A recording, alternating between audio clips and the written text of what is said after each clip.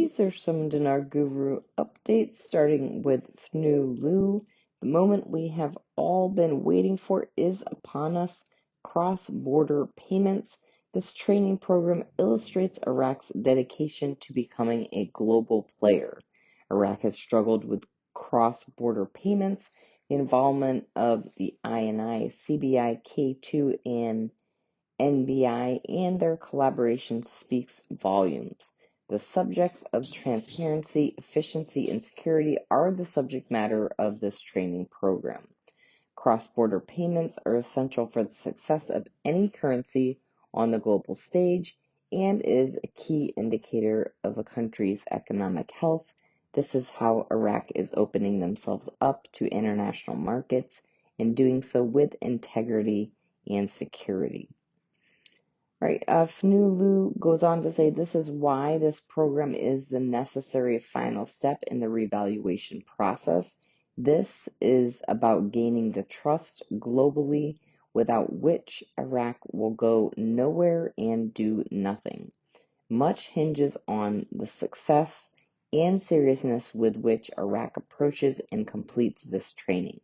Eliminating corruption is the key that will unlock the door to the RV.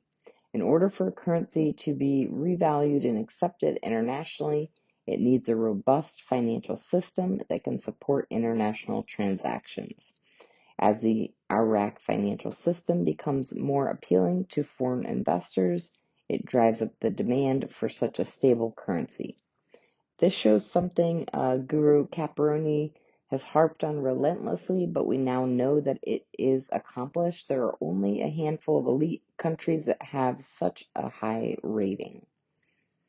Mark Z via PDK comment, the banks all received a memo about the rates. My banker has confirmed. Mark Z says, you're not the first person that I have heard that from. Some of my contacts said they cannot share, but they are seeing the rates now. I firmly believe the rates will be acceptable and we will be tickled with them. I think we are going to see a very interesting week. All right, Claire article quote, after voting on amending the budget law, the House of Representatives is waiting for the government to send the 25 budget tables for approval, but until now we do not know when those tables will arrive. But this matter must be expedited. All right, Sampson article quote, to discuss military and strategic files, a high-ranking American official will visit Baghdad soon.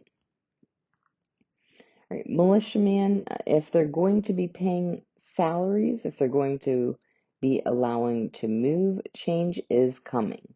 We can all feel they're going to have to adjust their exchange rate.